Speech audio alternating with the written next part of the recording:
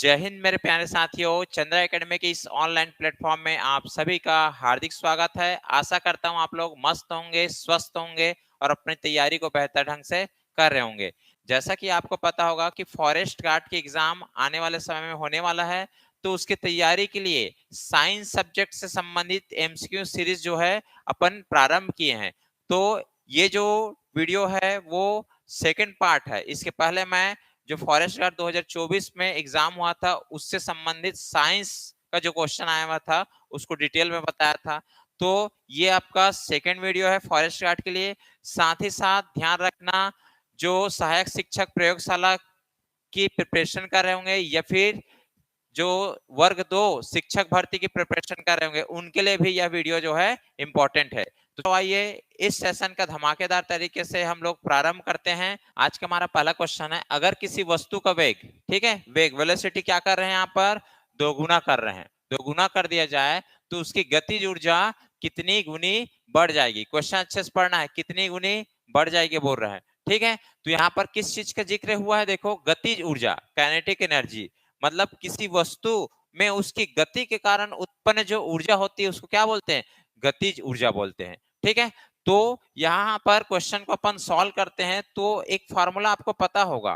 Formula क्या है आपका, फार्मूला जो है काइनेटिक एनर्जी इक्वल होता है half of m v square, ठीक है। ये एम क्या है, वस्तु का मास होगा, और वी क्या है, उसका वेग होगा, ठीक है। अब यहाँ पर इसको अपन पहला फर्स्ट ले लेते हैं, फर्स्ट, ठीक है। जब हम लोग ये प्रारंभ का जो है गतिज ऊर्जा है, अब नया जो गतिज ऊर्जा होगा उसमें देखो पहले का जो v है, ठीक है, तो ये v2 अभी वर्तमान का पहले का v1 है, इसका दोगुना हो जाएगा वर्तमान का जो वेग है। तो चलो इसको देखते हैं। तो काइनेटिक एनर्जी 2 बराबर क्या हो जाएगा, 1/2 m, ठीक है। और v2 लिखेंगे यहाँ पर, तो v2 का होल स्क्वायर, तो ये v2 का वैल्यू क्या है भाई, 2v1, ठीक है। यहाँ पर क्या रख सकते हैं हम लोग, 2v1, ठीक है।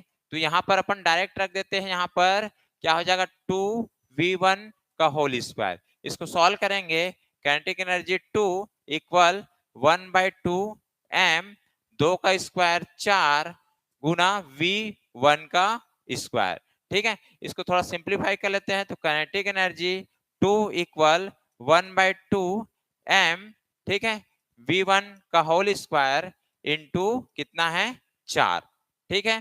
तो देखिए ये अभी सेकेंड इक्वेशन जो वर्तमान में है, वर्तमान का काइनेटिक एनर्जी है, और ये प्रारंभ का।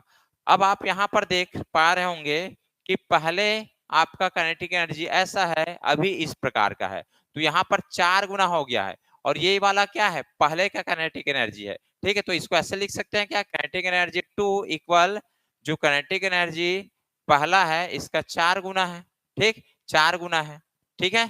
ऐसा ही होगा इक्वेशन जो है। बट यहाँ पर समझना, यदि क्वेश्चन में बोला जाता कि कितना गुना होगा, ठीक है, क्वेश्चन में बोला जाता कि कितना गुना होगा, तो ऐसा यदि क्वेश्चन पूछता तो बोलते 4 गुना होगा, तो क्या बोलते हम, 4 गुना होता, ठीक है। बट यहां पर बोल रहा है कि कितनी गुनी बढ़ गई है, पहले क्या था, 1 था, पहले 1 था, अभी कितना हो गया, 4, तो यहां से कितना गुना बढ़ रहा है, दिख रहा है जी, 3 गुना बढ़ा हुआ प्रतीत हो रहा है, ठीक है। तो आंसर क्या लेंगे हम लोग, ऑप्शन सी, क्योंकि कितनी गुनी बढ़ जाएगी बोला है। क्लियर है, तो क्वेश्चन पढ़ करके आपको आंसर देना है।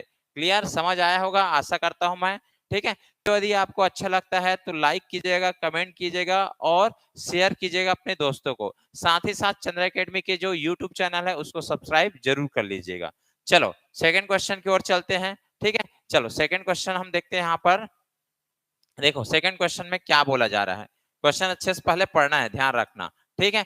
किसी वस्तु के ऊंचाई से गिरने पर इसकी स्थितिज ऊर्जा, ठीक है, जिसको पोटेंशियल एनर्जी बोलते हैं, और गतिज ऊर्जा काइनेटिक एनर्जी का क्या होता है, ठीक है। आपके पास 4 ऑप्शन है। यदि कोई वस्तु को ऊपर से छोड़ रहे हो, ठीक, ऊंचाई से गिरा रहे हो, तो स्थितिज ऊर्जा है, पोटेंशियल एनर्जी और गतिज ऊर्जा में क्या इफेक्ट पड़ता है, ठीक है। तो ध्यान रखना, ये स्थितिज ऊर्जा मतलब स्थिति के अकॉर्डिंग जो ऊर्जा उत्पन्न होती है, एनर्जी, ठीक है, पोजीशन के अकॉर्डिंग स्थिति, खासकर हाइट पर यह डिपेंड करता है, किसी वस्तु की हाइट पर स्थितिज ऊर्जा डिपेंड करता है, ठीक है। गतिज ऊर्जा जो होती है किसी वस्तु के गति के कारण उत्पन्न ऊर्जा को, मतलब गति पर डिपेंड करता है, ठीक है। तो ध्यान रखना, इस कंडीशन में कोई जितनी ज्यादा हाइट पर रहेगा, जितनी ज्यादा हाइट पर रहेगा उतना ही ज्यादा उसका क्या होता है, पोटेंशियल एनर्जी होता है। अब ऊपर जैसे स्थिर था उसको गिरा रहे हैं, ठीक है, तो ऊपर स्थिर है उसको नीचे गिरा रहे हैं, तो इस कंडीशन में क्या होगा, इसकी स्थितिज ऊर्जा या गतिज ऊर्जा में कोई परिवर्तन नहीं होगा क्या, ये गलत है, चेंजेस होगा, ठीक है। इसकी स्थितिज ऊर्जा बढ़ जाती है, नहीं बढ़ेगी नहीं, कम होगी, क्यों, क्योंकि स्थिर था तो मैक्सिमम उसका स्थितिज ऊर्जा है, वो नीचे गिर रहा है तो स्थितिज ऊर्जा जो है कम होती जाएगी, तो ये दूसरा गलत है। इसकी स्थितिज ऊर्जा और गतिज ऊर्जा कम होती है, दोनों कम नहीं होती, ये भी गलत है, ठीक है, क्योंकि स्थिति की वजह से वहां स्थितिज ऊर्जा हाईएस्ट रहेगा, बट वो मूवमेंट करने वाला है, तो स्थितिज ऊर्जा कम होगी और गतिज ऊर्जा, क्योंकि गति में आ गया है वस्तु तो गतिज ऊर्जा बढ़ेगी। तो यहाँ पर देखिए इसकी स्थितिज ऊर्जा क्या हो रही है, कम होती है, जबकि गतिज ऊर्जा क्या होती है, बढ़ जाती है। ऑप्शन डी हमारा राइट आंसर होगा। क्लियर है, समझ आया होगा। कोई भी वस्तु एक हाइट पर यदि स्थिर है तो वहां पर स्थितिज ऊर्जा हाईएस्ट है उसका, यदि वो गति करना चालू करता है तो स्थितिज ऊर्जा कम हो जाएगी, गतिज ऊर्जा बढ़ जाएगी, ठीक है, क्लियर। चलो नेक्स्ट क्वेश्चन देखिए। अगला क्वेश्चन आपके लिए है, ये भी इंपॉर्टेंट क्वेश्चन है, ठीक है। देखिए कौन सा क्वेश्चन यहाँ पर, ये बोल रहा है हृदय एक पेशी मसल्स अंग है, ठीक है, बिल्कुल सही बात है, हृदय एक, ठीक है, पेशी अंग है, मसल्स है, क्लियर है। यह रक्त को पूरे शरीर में पंप करता है, यह रक्त को क्या करता है, पूरे शरीर में क्या करता है, पंप करता है, ठीक है। दोनों यहाँ पर कथन और कारण दोनों बिल्कुल सही हैं, ठीक है, तो ऑप्शन ए के साथ हम यहाँ पर चलेंगे, ठीक है, क्लियर है, समझ आया, ठीक। फोर्थ है, ये भी इंपॉर्टेंट है, कथन क्या बोल रहा है, देखिए भाई, धमनियां ऑक्सीजन युक्त रक्त ले जाती है, ठीक है, तो ये ऑक्सीजन युक्त रक्त ले जाती तो है, बट सभी धमनियां नहीं ले जाती, इसलिए इसको गलत मानना है, क्योंकि इसमें दो प्रकार का देखते हैं, एक आप पढ़े होंगे फुफ्फुस धमनियां, ये धमनी जो है क्या करती है जी, ये अशुद्ध रक्त को, ठीक है, ले जाती है, परिवहन करती है। अशुद्ध रक्त का परिवहन कौन करता है भाई, फुसफुस धमनियां, पल्मोनरी जिसको बोलते हैं, ठीक है, आर्टरीज, ठीक, ध्यान रखना। अगला कारण क्या है, धमनियां रक्त को हृदय से शरीर के अंग तक ले जाती है, ठीक है। ये धमनियां क्या करती है, धमनियां जो है रक्त को, रुधिर को हृदय से लेकर पूरे शरीर के अंगों, पार्ट्स जितने भी है सभी तरफ क्या है, देती है, ठीक है, परिवहन करता है, ठीक, ध्यान रखना है। तो यहाँ पर कथन गलत है, कारण सही है, तो ऑप्शन डी के साथ चलेंगे। ऑप्शन डी हमारा यहाँ पर क्या हो जाएगा, राइट आंसर। कथन गलत है, कारण जो है सही है, ठीक। चलो इसके बारे में थोड़ा डिटेल जानते हैं। देखिए भाई, ये थोड़ा सा फ्लो डायग्राम है, इसको हम समझते हैं, ठीक है, देखते हैं क्या है। देखो ये फेफड़ा जो होता है ये क्या करता है, रक्त को, ठीक, रक्त को शुद्ध करने का काम करता है। यहाँ पर आपको ये समझना है कि जो ऑक्सीकृत रुधिर होता है जिसको शुद्ध रक्त बोलेंगे, ठीक है, ये शुद्ध रक्त को क्या करेगा भाई, शुद्ध रक्त को ये जो है, ठीक, कहा जाता है बाया आलिन, क्योंकि हृदय के बारे में जानते हैं, हार्ट के बारे में, उसके चार भाग होते हैं, ठीक है, चार भाग, एक बाया आलिन हो गया, दूसरा दाया आलिन, तीसरा बाया निलय, दाया आलिन, ठीक है, ये बाया बाया दो हो गया और दाया दाया दो हो गया, ऊपर का, ठीक, अपन ये एक्चुअल में जैसे फ्लो होता है ना, जो ब्लड जो है उसके अकॉर्डिंग यहाँ पर मैं डायग्राम बनाया हूँ, ठीक है। तो शुद्ध रक्त कहाँ आता है जी, बाया आलिन में आता है, बाया आलिन से दाया आलिन में पहुंचता है, फिर ये पूरे शरीर में बढ़ जाता है, ठीक, फिर यहाँ से शरीर में जो अशुद्धियां होती है वो अशुद्धियां कहाँ जाती है, दायालिन में जाती है, दायालिन से फिर दाया निलय होते हुए ये अनऑक्सीकृत रुधिर बोले तो अशुद्ध रक्त को कहाँ भेजते हैं, फिर से फेफड़ा। इस प्रकार से ये कार्य जो है शरीर के अंदर चलते रहता है। क्लियर है? ठीक, यहाँ पर उसके कुछ फंक्शन दिए हुए हैं, हृदय के प्रमुख कार्यों का विवरण, इसको आप लोग आराम से पढ़ेंगे। ठीक है, चलो आगे बढ़ते हैं हम लोग। नेक्स्ट क्वेश्चन देखिए, इंपॉर्टेंट क्वेश्चन है यहाँ पर। ठीक, दो कण कुछ दूरी पर रखे हुए हैं। ठीक है, ये मान लो एक पार्टिकल्स ये है, ये दूसरा पार्टिकल्स, ये m1 है और ये m2 है। इनके बीच दूरी मान लेते हैं r डिस्टेंस है। ठीक है, यदि दोनों कण के द्रव्यमान दो गुने कर दे, ठीक है, तो इनके बीच की दूरी अपरिवर्तित रहे, साथ साथ ध्यान रखना। ठीक है, इसकी जो डिस्टेंस है वो चेंज नहीं है, बट द्रव्यमान को डबल कर दे तो इनके बीच जो है गुरुत्वाकर्षण बल, ग्रेविटेशनल फोर्स में क्या इफेक्ट पड़ेगा ये बताना है। तो देखिए, आप लोग पढ़े होंगे गुरुत्वाकर्षण बल जो F होता है ये डायरेक्टली प्रोपोर्शनल होते हैं दोनों मास के गुणनफल के। ठीक है, तो m1 इंटू m2। ठीक, दूसरा बोलता है F जो होता है, ये F क्या है, गुरुत्वाकर्षण बल। ठीक है, F जो होता है इसके जो इन दोनों के बीच की दूरी के वर्ग के व्युत्क्रमानुपाती होता है। ठीक है, इनवर्स प्रोपोर्शनल व्युत्क्रमानुपाती होता है। तो इन दोनों कनेक्ट करके क्या करते हैं, F directly proportional m1 m2 divide bye क्या कर देते हैं हम लोग यहाँ पर r का स्क्वायर, और इसको हटा करके क्या करते हैं, F is equal to capital G m1 m2 divide by r square. ठीक, ये फार्मूला हमको मिला ग्रेविटेशनल फोर्स के लिए।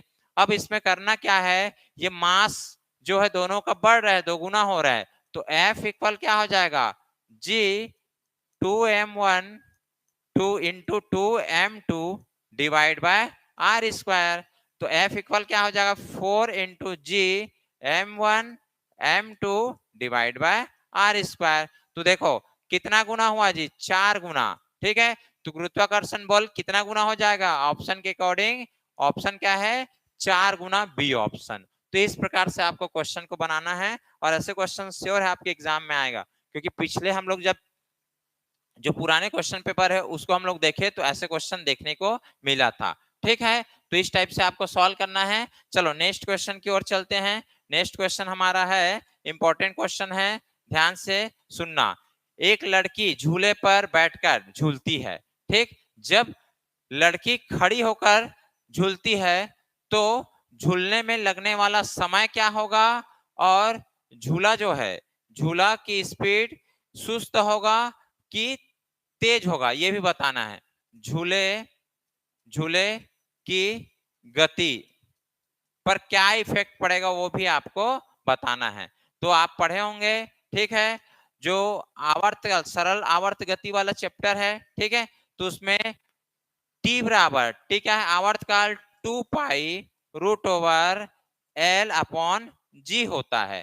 ठीक है, जहां पर ये 2 पाई तो कांस्टेंट है, एल क्या है, प्रभावी लंबाई, प्रभावी लंबाई। ठीक है, जो झूले की लंबाई होता है ना जी, वही है।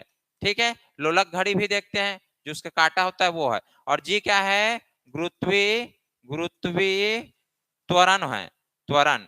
ठीक है, तो ध्यान रखना, जो आवर्तकाल होता है वो किस पर डिपेंड करता है, प्रभावी लंबाई और जी पर। तो एल जितना बढ़ेगा टाइम भी उतना ज्यादा लगेगा। ठीक, और समय, ये आवर्तकाल यदि ज्यादा लगा, आवर्तकाल ज्यादा लगता है तो झूला क्या होता है, झूला सुस्त हो जाता है। झूला कैसा हो जाता है, सुस्त होता है, ध्यान रखना। आवर्तकाल, ठीक, आवर्तकाल यदि बढ़ेगा तो यहाँ पर 1 अपॉन झूले की गति होता है, झूले की गति। ठीक है, गति होगा। ठीक, मतलब यदि काल जितना ज्यादा होगा झूले की गति उतना सुस्त होगा। ठीक है, तो ध्यान रखना, यहाँ पर क्या होगा, पहले वो बैठ के झूल रही है, फिर खड़े हो जाएगी, तो खड़े होने से उसकी प्रभावी लंबाई जो है कम हो जाता है। ठीक है, ध्यान रखना। तो यहाँ पर क्या है, ये एल जो है कम होगा, एल कम होगा तो आवर्तकाल भी कम हो जाएगा, आवर्तकाल भी कम हो जाएगा, और आवर्तकाल कम है तो झूला की स्पीड क्या होगा, झूला की गति गति बढ़ जाएगी, बढ़ जाएगी, ठीक है, जाएगी। तो ध्यान रखना इसका आंसर क्या हो जाएगा, ऑप्शन ए। आप लोग के लिए बहुत बड़ी खुशखबरी ये है कि आप सभी के डिमांड पर अब जो है चंद्रा एकेडमी आपका फॉरेस्ट गार्ड का टेस्ट सीरीज प्रारंभ करने वाली है, ठीक है। तो यह टेस्ट सीरीज ऑफलाइन के साथ साथ ऑनलाइन दोनों मोड पर होगी। तो आप सभी जो है अपनी तैयारी को इस टेस्ट सीरीज के माध्यम से बेहतर कर सकते हैं। आप अपना आकलन भी अच्छे से कर पाएंगे और ये टेस्ट सीरीज से आपको कहीं ना कहीं मेन एग्जाम की तैयारी के लिए बहुत हेल्प होने वाला है। तो आप सभी के लिए खुशखबरी है, ये टेस्ट सीरीज आने वाला है, तो इसमें आप सभी को क्या करना है, जरूर पार्टिसिपेट करना है, अपनी एक पोस्ट को श्योर कर लेना है, ठीक है। चलो आगे बढ़ते हैं हम लोग। अगला क्वेश्चन नंबर है 7, जो क्या बोल रहे हैं, देखो भाई, दूध के दही बनने पर निम्न में से कौन सा कथन सही है, ठीक है। दूध से जो दही बनता है ये प्रोसेस क्या कहलाता है, दूध से दही बनना रासायनिक रासायनिक परिवर्तन कहलाता है, रासायनिक परिवर्तन, ठीक है, रासायनिक परिवर्तन कहलाता है, ये चीज को ध्यान रखना, ठीक। पहला लाइन क्या बोल रहा है, देखो, इसकी अवस्था तरल से अर्ध ठोस में बदल जाती है, सही बात है, ठीक है। जो मिल्क होता है वो थोड़ा सा सॉलिड फॉर्म में, ठीक है, बोले तो लुब्रिकेंट फॉर्म में आ जाता है, ठीक है। अगला, यह रंग बदलता है, नहीं बदलता है, ध्यान रखना। यह स्वाद बदलता है, हाँ, स्वाद खट्टे हो जाते हैं, ठीक है, क्लियर है। अगला, परिवर्तन के पूर्ववत नहीं किया जा सकता, ठीक है, ये भी बिल्कुल सही है, ठीक है, क्योंकि ये क्या है, रासायनिक परिवर्तन हो रहा है, तो पहले वाले स्थिति में फिर से हम नहीं ला पाएंगे, ठीक है। तो यहाँ पर क्या है, पहला सही है, तीसरा सही है, चौथा सही है, ऑप्शन कौन सा, ऑप्शन सी हमारा राइट आंसर होगा, क्लियर। चलो नेक्स्ट क्वेश्चन की ओर चलते हैं। अगला क्वेश्चन देखिए, अगला क्वेश्चन इंपॉर्टेंट क्वेश्चन है, ध्यान से सुनिए। जंग लगे लोहे के वजन में, जब जंग लगता है, कोरोजन, ठीक है, कोरोजन वाली कंडीशन आता है, जंग लगता है, संचारित होता है, तो उस कंडीशन में लोहे के वजन में क्या परिवर्तन होता है, तो आप लोग सुने होंगे, यह जो है लंबे समय तक बढ़ते रहता है, ठीक है, लंबे समय तक बढ़ते रहता है। दूसरा ऑप्शन, यह पहले घटता है और फिर बढ़ता है, ऐसा कुछ नहीं है, पहले घटता है और फिर घट जाता है, ऐसा भी कुछ नहीं है, एक समान नहीं रहता है, यह हमेशा क्या हो, बढ़ता है, ठीक है, ध्यान रखना, हमेशा बढ़ता है लंबे समय तक, क्लियर है, ठीक। अगला नेक्स्ट क्वेश्चन देखिए, ये पदार्थ के अवस्था पर आधारित है, तो कौन सी अवस्था है जी, यहाँ पर द्रव लिक्विड स्टेट के संबंध में निम्नलिखित में से कौन सा कथन सही है, बताना है। द्रव का आयतन तो निश्चित होता है, लेकिन आकार निश्चित नहीं होता है, बिल्कुल सही है, ठीक है। देखो देखो, पदार्थ की बात करते हैं तो पदार्थ को हम मेन रूप से तीन पार्ट में देखते हैं, तीन, एक आपका ठोस, ठोस, फिर द्रव, फिर क्या होता है, गैस, ठीक है। तो ठोस की बात करें, ठोस का आयतन, आयतन एवं आकार, ठीक, दोनों क्या होता है, निश्चित होता है, निश्चित होता है, निश्चित, ठीक है, ठीक, फिक्स्ड होता है। द्रव की बात करते हैं तो द्रव का आकार, आकार अनिश्चित होता है, अनिश्चित, आकार अनिश्चित बदलते रहता है, बट आयतन जो है, आयतन क्या होता है, निश्चित होता है, निश्चित, ठीक है, निश्चित, ध्यान रखना। और गैस की बात करें, दोनों अनिश्चित होता है, आकार एवं आयतन दोनों क्या होता है, अनिश्चित होता है, अनिश्चित, ठीक है, इस चीज को आपको ध्यान रखना है, ठीक। तो द्रव का आयतन तो निश्चित होता है, क्लियर है, बट आकार अनिश्चित होता है। अगला, ठोस पदार्थों की अपेक्षा द्रव में विस्तरण की दर अधिक होती है, सेकंड वाला, ठोस पदार्थों की अपेक्षा द्रव में विस्तरण की दर अधिक होती है, बिल्कुल सही है, ठीक है। तो दोनों कथन सही है, ध्यान रखना, कौन सा ऑप्शन, ऑप्शन डी, प्रथम और दूसरा दोनों यहाँ पर सही होगा। चलो नेक्स्ट क्वेश्चन देखिए, नेक्स्ट क्वेश्चन है आपका, ठीक, क्या बोला जा रहा है, देखिए भाई, एक तत्व के लिए निम्नलिखित में से कौन सा विकल्प सही है, कोई तत्व है, एलिमेंट, उसमें से कौन से जो है चार ऑप्शन दिए हैं, कौन सा सही है, कौन सा गलत है, बताना है। परमाणु क्रमांक, ठीक है, ये क्या है, परमाणु क्रमांक, बोले तो एटॉमिक नंबर, ठीक है, जो एटॉमिक नंबर, परमाणु क्रमांक जो होता है, ठीक, किसको बोलते हैं, ध्यान रखना, परमाणु क्रमांक जो होता है वो होता है प्रोटॉन, प्रोटॉनों की संख्या, नाभिक में उपस्थित प्रोटॉनों की संख्या, या हम बोल सकते हैं या उदासीन उदासीन उदासीन परमाणु में इलेक्ट्रॉनों की संख्या, इलेक्ट्रॉन की संख्या, ठीक है, ये मानते हैं परमाणु क्रमांक को। क्लियर है। और भार क्या होता है, परमाणु भार की बात करें, ठीक, परमाणु भार, ठीक है, तो भार जो होता है, एटॉमिक मास जो होता है भाई, जब रदरफोर्ड जो है प्रयोग करता है तो वो देखता है कि जो नाभिक है, नाभिक वाला भाग सॉलिड होता है, ठोस, ठीक है, और बाहरी वाला भाग क्या होता है, खोखला। तो ठोस जो होगा वो भारी होगा, तो अंदर नाभिक में ही क्या होता है, न्यूट्रॉन प्लस प्रोटॉन, तो न्यूट्रॉन प्लस प्रोटॉन, ठीक है, दोनों का जो भार होगा वो क्या कहलाएगा, परमाणु भार, ठीक है, ध्यान रखना। तो ये नाभिक में रहता है। तो एटॉमिक नंबर किसको बोलते हैं, प्रोटॉनों की संख्या या फिर उदासीन इलेक्ट्रॉनों की संख्या। तो देखते हैं, परमाणु संख्या की बात करें, प्रोटॉनों की संख्या प्लस इलेक्ट्रॉनों की संख्या नहीं होता, ठीक है, ये आपका या तो ये होगा या फिर ये होगा। क्लियर, पहला गलत है। मास नंबर बता रहा है, सेकंड किसको बता रहा है, ध्यान रखना है, ये मास को बता रहा है, ठीक है, सेकंड किसको बता रहा है, मास को बता रहा है। तो मास जो होता है प्रोटॉनों की संख्या प्लस न्यूट्रॉनों की संख्या, ये बिल्कुल सही है, ठीक है, ये आपको मास मास को बता रहा है, ठीक है। तो ध्यान रखना, परमाणु भार, ये मास बोलो, भार बोलो या फिर द्रव्यमान बोलो, ये दोनों चीज को बताता है, ठीक है, कभी कभी भार बोल देते हैं, कभी कभी द्रव्यमान, ठीक है, तो ध्यान रखना।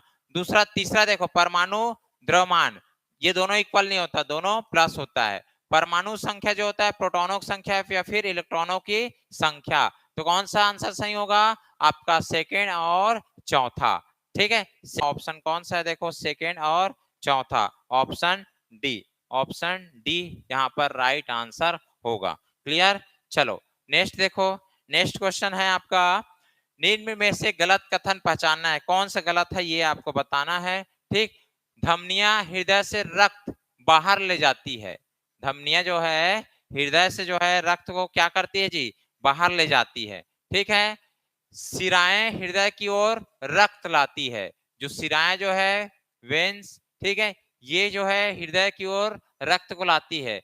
धमनिया में वॉल होती है, तो धमनिया में वॉल होती है क्या, ठीक, ये पूछ रहा है, तो धमनिया में नहीं होती है, ध्यान रखना। सिराओं में वॉल होते हैं, हाँ होते हैं, ठीक है, चलो तो इसका आंसर क्या हो जाएगा भाई, ऑप्शन सी। कौन सा गलत है पूछा है, तो गलत के अकॉर्डिंग हम यहाँ पर जाएंगे, तो कौन सा आ जाएगा, ऑप्शन सी हमारा राइट आंसर होगा, ठीक है। चलो नेक्स्ट क्वेश्चन देखिए, नेक्स्ट क्वेश्चन है, गलत कथन की पहचान करना है, रक्त का पीएच मान कितना होता है, 7.4 होता है, सही है। प्लेटलेट्स थक्का बनाने में मदद करता है, ये भी सही है। WBC ऑक्सीजन ले जाते हैं, ठीक है, ये WBC ऑक्सीजन ले जाते हैं क्या, व्हाइट ब्लड सेल्स ये ऑक्सीजन नहीं ले जाते हैं, ध्यान रखना। ऑक्सीजन कौन ले जाता है, आरबीसी, ये O2 का परिवहन करता है। WBC तो केवल ये क्या है भाई, आपका प्रतिरोधकता क्षमता को कंट्रोल करता है, ठीक है, ठीक, तो ये आपका गलत हो जाएगा, WBC। क्लियर है, इम्यूनिटी पावर को ये क्या करता है, बढ़ाता है, ठीक है। आरबीसी में हेमोग्लोबिन होता है, तो ये भी सही है। तो यहाँ गलत कथन बोला है, तो गलत कथन कौन सा हो जाएगा, ऑप्शन सी गलत होगा, ठीक है, ऑप्शन सी गलत होगा, क्योंकि आरबीसी जो है ये ऑक्सीजन का पूरे शरीर में परिवहन करता है, ये क्वेश्चन आया हुआ पिछले, ठीक है, आपके एग्जाम में 2024 में। क्लियर हुआ, ठीक, तो ऑप्शन सी हमारा राइट आंसर होगा। नेक्स्ट क्वेश्चन देखिए, रदरफोर्ड के अल्फा कण प्रकीर्णन प्रयोग ने दर्शाया है कि, ठीक है, जो अल्फा कण प्रयोग हुआ है ये क्या दर्शाया है, इलेक्ट्रॉन ऋण आवेशित होता है, ये बिल्कुल नहीं बताया रदरफोर्ड, ठीक है, रदरफोर्ड केवल ये बताया है कि एक परमाणु के बीच में जो है, ठीक है, नाभिक होता है, और नाभिक जो है ठोस होता है जिसके अंदर प्रोटॉन और न्यूट्रॉन की उपस्थिति है, और वो धन आवेश होता है, तभी तो अल्फा कण जो है उससे टकरा करके रिफ्लेक्ट हो गया, क्योंकि अल्फा कण जो है वो भी धन आवेश और नाभिक भी धन आवेश, तभी दोनों के बीच में क्या होगा, प्रतिकर्षण, ठीक है, तो पहला गलत है। दूसरा, नाभिक में परमाणु का द्रव्यमान और धन आवेश केंद्रित होता है, बिल्कुल सही है। नाभिक में न्यूट्रॉन होते हैं, ये नहीं बताया ना, ध्यान रखना, ठीक है। ये न्यूट्रॉन है, प्रोटॉन, ये सब नहीं बताया, ठीक है, ध्यान रखना। परमाणु का अधिकांश स्थान रिक्त होता है, हाँ ये जब बताया है, ठीक है। जो बाहरी भाग जो है रिक्त होता है, केवल नाभिक जो है सॉलिड होता है, ठोस, ठीक है। तो यहाँ पर कौन कौन सा सही होगा? दूसरा और चौथा, ऑप्शन बी के साथ चलेंगे, ऑप्शन बी राइट आंसर, ठीक है। चलो नेक्स्ट क्वेश्चन देखिए। नेक्स्ट क्वेश्चन है आपका, ये भी इंपॉर्टेंट क्वेश्चन है, ध्यान रखना, ठीक है। ये भी आपका इंपॉर्टेंट क्वेश्चन है। यहाँ पर क्या बोल रहे हैं देख लो, ठीक है। एक तत्व के आयन पर 3 धन आवेश है, ठीक है। एक तत्व है, उसके आयन पर क्या है? 3 धन आवेश है। परमाणु की द्रव्यमान संख्या 27 है और न्यूट्रॉनों की संख्या कितना है? 14 है। आयन में इलेक्ट्रॉनों की संख्या बताना है, ठीक है। मान लेते हैं ये कोई एक तत्व है ए, ठीक। अब ये एक तत्व है ए, नीचे जो लिखते हैं ये होता है परमाणु क्रमांक, परमाणु क्रमांक, ठीक है। ये नीचे लेते हैं परमाणु क्रमांक, तो परमाणु क्रमांक प्रोटॉनों की संख्या या फिर इलेक्ट्रॉनों की संख्या होती है, ठीक। तो यहाँ पर इलेक्ट्रॉन की संख्या पूछा है, और ये ऊपर जो लिखते हैं इसको बोलते हैं हम लोग, ये होता है परमाणु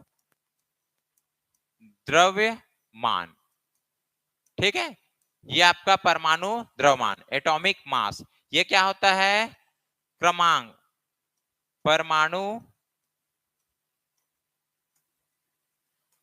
ठीक है, परमाणु क्रमांक होता है, क्लियर है, ठीक। तो ध्यान रखना, इसका वैल्यू दिया है, कितना दिया है वैल्यू भाई यहाँ पर?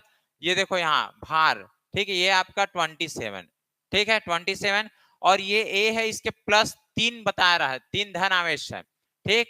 और हम ये जानते हैं कि परमाणु भार और परमाणु क्रमांक, जो एन का अंतर जो होता है, इन दोनों का अंतर को हम लोग बोलते हैं न्यूट्रॉनों की संख्या, न्यूट्रॉन की संख्या, ठीक है, न्यूट्रॉन की संख्या बोलते हैं। तो यहां पर बोल दे न्यूट्रॉनों की संख्या क्या है? 14, 14 हुआ। तो आपको क्या है, यहां पर परमाणु क्रमांक पहले निकालना है, तो परमाणु क्रमांक चाहिए, ठीक है। तो हम क्या करेंगे, जो भार आया है 27 माइनस न्यूट्रॉनों की संख्या माइनस कर देंगे, यहां से कितना आ जाएगा? 13। तो 13 यहां पर क्या है? परमाणु क्रमांक। बट इलेक्ट्रॉनों की संख्या पूछा है, तो यहां पर ध्यान रखना, यदि यहां प्लस, ऊपर में प्लस आयन शो किया है, तो क्या करेंगे, इलेक्ट्रॉन की संख्या चाहिए, इलेक्ट्रॉन की संख्या, तो 13 माइनस 3 करेंगे, आएगा 10। यदि ये प्लस ना होकर के माइनस होता तो यहां पर प्लस करते हैं, प्लस है इसलिए यहां माइनस, तो कितना इलेक्ट्रॉन की संख्या है? 10, 10 यहां पर आंसर होगा। फिर से समझ लीजिए, ये जो एक तत्व ए हो गया, इसके ऊपर जो लिखते हैं ये भार है, यह द्रव्यमान है, ठीक है, क्योंकि कोई भी वस्तु उठाते हैं तो ऊपर भार रहता है, नीचे जो है ये आपका क्रमांक है, ये वाला क्रमांक है, ठीक। इन दोनों के बीच के अंतर को क्या बोलते हैं? न्यूट्रॉनों की संख्या, न्यूट्रॉनों की संख्या। तो 27 और 14 का अंतर देखे तो अंतर जो आएगा 13, ये परमाणु क्रमांक हो गया। बट परमाणु क्रमांक प्रोटॉन या न्यूट्रॉनों की संख्या होता है, प्रोटॉन, परमाणु क्रमांक प्रोटॉन या इलेक्ट्रॉनों की संख्या होती है, बट यहाँ पर +3 आयन शो कर रहा है, इसलिए इसको क्या करेंगे, प्लस है इसलिए माइनस करेंगे, तो आंसर हमको आएगा 10 इलेक्ट्रॉन। क्लियर है? चलो अगला, नेक्स्ट देखते हैं, ठीक है। अगला आपका क्वेश्चन है, ये भी इंपॉर्टेंट क्वेश्चन है, ठीक है। निम्न कथनों पर विचार करके सही उत्तर का चयन आपको करना है, ठीक है। देखो, बेकिंग सोडा का रासायनिक सूत्र, बेकिंग सोडा, ठीक है, जो आपका बेकिंग सोडा का रासायनिक सूत्र क्या बोल रहा है भाई? CaS4 dot half H2O। ये गलत है, ये गलत है। बेकिंग सोडा का क्या होता है रासायनिक सूत्र? ठीक है, तो NaHCO3, ये आपका baking soda, sodium by carbonate, ठीक है। और ये किसका सूत्र है जी? ये सूत्र है आपका POP, प्लास्टर ऑफ पेरिस, ठीक है, प्लास्टर ऑफ पेरिस। ये आपका कैल्शियम सल्फेट, ठीक है, हेमीहाइड्रेट, ये आपका क्या है? पीओपी, प्लास्टर ऑफ पेरिस, जो किससे प्राप्त करते हैं? जिप्सम से, जिप्सम से, ठीक है। तो ध्यान रखना, फिर ये बोल रहा है बेकिंग सोडा का उपयोग खिलौने और सजावटी सामान बनाने में तथा सतहों को चिकना करने के लिए किया जाता है। ये बेकिंग सोडा का यूज नहीं करते हैं, ठीक है, ये किसका यूज करते हैं, पीओपी का, पीओपी का यूज करते हैं। तो यहाँ पर कथन पहला भी गलत, दूसरा भी गलत, तो ऑप्शन ए दोनों कथन गलत है। ठीक है, चलो नेक्स्ट क्वेश्चन की ओर चलते हैं। देखिए आप सभी के लिए, ठीक है, ये महत्वपूर्ण सूचना है कि चंद्रा एकेडमी जो है कि 12वीं के बाद ग्रेजुएशन के साथ साथ आप जो है अपनी सपने को पूरा कर सकते हैं, अपनी चाहत को आप पूरा कर सकते हो। अरे यहाँ आप आ करके आपकी ग्रेजुएशन के दौरान सीजीपीएससी प्रीलिम्स मेंस या वैपम या किसी भी एग्जाम की तैयारी आप आसानी से कर सकते हो। ठीक, ये जो कोर्सेस है वो आपको ऑफलाइन के साथ साथ ऑनलाइन दोनों मोड पर उपलब्ध होगी। तो आप अपनी तैयारी को चाहे तो घर बैठे भी कर सकते हो चंद्रा एकेडमी के साथ जुड़ करके और अपने सपने को पूरा कर सकते हो। ध्यान रखना, ठीक है, इसमें जो है इस कोर्स की अवधि 2 से 3 वर्ष की होगी, क्योंकि आप जो है 12वीं के बाद ग्रेजुएशन जो 3 साल करोगे उस दौरान आप चंद्रा एकेडमी से जुड़ करके अपने सपनों को पूरा कर सकते हो। ठीक है, नेक्स्ट क्वेश्चन आपका है, ठीक है, ये क्वेश्चन आपका क्या बोल रहा है, देखिए भाई, ये बोल रहा है कि प्लास्टर ऑफ पेरिस का निर्माण तब होता है जब, ठीक है, देखो plaster of Paris POP, POP का निर्माण कब होता है, ये ध्यान रखना, जिप्सम से ही प्राप्त होता है। तो जिप्सम की 373 केल्विन ताप पर गर्म किया जाता है और इससे पानी के अणु जो है क्या होते हैं, नष्ट होते हैं। देखो ध्यान रखना, ठीक है, CaSO4 डॉट 2H2O, ठीक, 2 बार क्या है, पानी, पानी की मात्रा ज्यादा है, जब इसको गर्म करेंगे, गर्म करेंगे तो पानी क्या है, भाप बन के उड़ जाएगा, गायब हो जाएगा, फिर ये बनेगा CaSO4 डॉट हाफ, ठीक है, डॉट 1/2H2O, यही बोल रहा है पानी कम हो जाता है। कितना डिग्री सेल्सियस पर, केल्विन के हिसाब से दिया गया है 373 केल्विन। तो पहला ऑप्शन सही है, हमारा राइट आंसर ए होगा। क्लियर, चलो अगला क्वेश्चन देखिए। ये अगला क्वेश्चन ये भी अच्छा है, परमाणु रिएक्टर से संबंधित है। एक परमाणु रिएक्टर में नियंत्रक रॉड, ठीक, जिसका किसका यूज किया है, कैडमियम की रॉड, बोरॉन भी कई बार करते हैं, ठीक है, बोरॉन का कार्य क्या होता है, ठीक है, तो ध्यान रखना इसका कार्य क्या होता है, श्रृंखला अभिक्रिया को नियंत्रित करने के लिए अतिरिक्त न्यूट्रॉन जो होती है उसको अवशोषित करता है। ठीक है, वो जो चैन रिएक्शन होता है यहाँ पर, ठीक, ध्यान रखना, चैन रिएक्शन जो परमाणु विखंडन होता है इसमें, ठीक है, विखंडन वाली जो प्रोसेस होती है उसमें जो इलेक्ट्रॉन होते हैं अतिरिक्त रूप से, उसको क्या करता है, ये जो नियंत्रक रॉड जो है वो कंट्रोल करके अवशोषित करता है। तो ऑप्शन क्या हो जाएगा आपका, बी राइट आंसर होगा। क्लियर, चलो नेक्स्ट देखिए, अगला क्वेश्चन है आपका, ये जो है ओजोन छिद्र का अर्थ क्या होता है, ओजोन परत में एक बड़े आकार का छिद्र हो जाना है क्या, ओजोन परत का पतला हो जाना है क्या, ओजोन परत में छिद्रे हुए छोटे छिद्र है क्या, ओजोन परत में ओजोन का मोटा होना है क्या। तो इसमें आपको सेलेक्ट करके बताना है और राइट आंसर यहाँ से क्या हो जाएगा, ओजोन परत का पतला होना, ये है आपका ओजोन छिद्र का अर्थ। ठीक है, अगला क्वेश्चन आपका है, खाद्य पदार्थ में ऑक्सीकरण की जो प्रोसेस ना हो जाए, ठीक है, इसको रोकने के लिए कौन सी गैस का प्रयोग किया जाता है। जैसे आप लोग चिप्स वगैरह खाते हो, ठीक है, तो उसके अंदर से ऑक्सीजन को बाहर निकाला जाता है और उसके अंदर कौन सी गैस भर जाता है, नाइट्रोजन गैस, ताकि जो हमारा चिप्स वगैरह कुरकुरे है वो खराब ना हो, क्योंकि ऑक्सीजन क्या करता है, किसी भी वस्तु को खराब करने में सबसे अहम रोल होता है वो ऑक्सीजन का होता है। ठीक है, ध्यान रखना, तो यहाँ पर क्या होगा, नाइट्रोजन गैस भरा जाता है ताकि जो भी हमारे खाद्य पदार्थ है वो अच्छा रहे, ठीक, खराब ना हो। अगला क्वेश्चन इंपॉर्टेंट क्वेश्चन है, सिराएं जो है वेंस में वॉल पाए जाते हैं, ठीक है, पहला कथन, उसका कारण क्या बोला जा रहा है, कारण ये बताया रहा है कि, कारण ये बताया जा रहा है कि ये रक्त के विपरीत प्रवाह को रोकता है। ठीक, कथन कथन भी सही है, कारण भी सही है। जो सिराएं हैं, ठीक, वेन्स है, उसमें वॉल पाए जाते हैं, ठीक है, ताकि जो ब्लड है उसका बहाव हो सके, ठीक है, और ये जो है रक्त के विपरीत प्रवाह को रोकता है। ठीक है, दोनों सही है, यहाँ पर ऑप्शन ए हमारा राइट आंसर होगा। ठीक, अगला देखो, केशिकाएं कैपिलरीज बहुत पतली होती है। ठीक है, बहुत पतली होती है, ध्यान रखना। इसके माध्यम से पदार्थों का आदान प्रदान, ठीक, पदार्थों का आदान प्रदान के साथ साथ आपका O2 गैस, CO2 गैस, ठीक, पोषक तत्व, इन सब का, ठीक है, क्या करता है, आदान प्रदान किया जाता है। ठीक है, तो केशिकाएं बहुत पतली होती है, ये भी सही है, इसके माध्यम से पदार्थों का आदान प्रदान होता है, दोनों यहाँ पर सही, ऑप्शन ए हमारा राइट आंसर होगा। क्लियर? ठीक, अगला देखिए, नेक्स्ट आपका देखो, कथन है हृदय में 4 कक्ष होते हैं। हाँ, मैं बताया 4 कक्ष। ठीक है, आपका बायां आलिन, बायां निलय, दायां आलिन, दायां निलय, 4 आपके कक्ष होते हैं। यह ऑक्सीजन युक्त और ऑक्सीजन रहित रक्त को अलग अलग करता है। हाँ, जो अलग अलग देखो, एक साइड आपका अशुद्ध रक्त बहेगा तो दूसरा साइड क्या है, शुद्ध रक्त, दोनों को अलग अलग करता है। तो यहाँ पर भी दोनों सही है और आर ए का सही व्याख्या करता है। ठीक है, अगला गलत कथन का चयन करना है। रक्त का रंग हीमोग्लोबिन के कारण लाल होता है, बिल्कुल सही है। प्लाज्मा रक्त का द्रव भाग होता है। आरबीसी में नाभिक होता है क्या, नहीं होता है।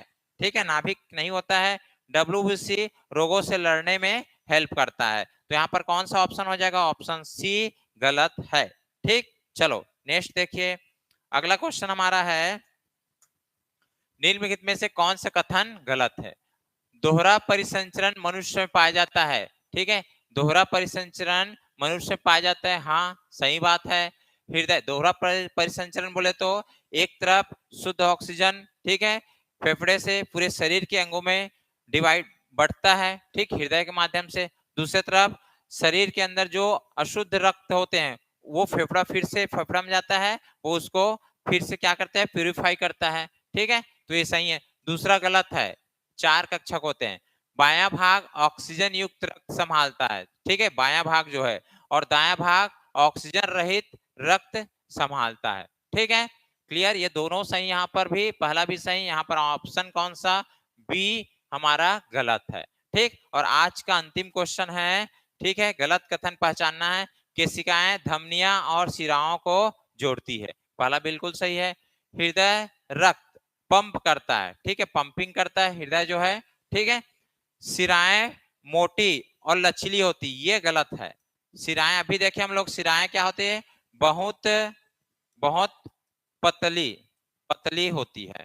ठीक है, हाँ, जस्ट यदि धमनी की बात करें, धमनी धमनी ये जो है मोटी होती है, मोटी होती है। ठीक है, धमनियां उच्च दाब सहन करती है, इसलिए मोटी होती है, उच्च दाब सहन करने की क्षमता होती है। ठीक है, कब होगा, जब मोटी उसकी चमड़ी होगी तो। ठीक, तो यहाँ पर क्या है, ऑप्शन सी जो है गलत है। क्लियर है? ठीक, तो आप लोग देखे होंगे जितना क्वेश्चन बताए हैं सभी इंपॉर्टेंट क्वेश्चन है, इस प्रकार क्वेश्चन आने वाले एग्जाम में आ सकते हैं और इसी के आसपास आपको भी तैयारी करना है। ठीक है, चलो मिलते हैं अगले वीडियो में, तब तक के लिए जय हिंद, जय भारत, जय छत्तीसगढ़। Thank you.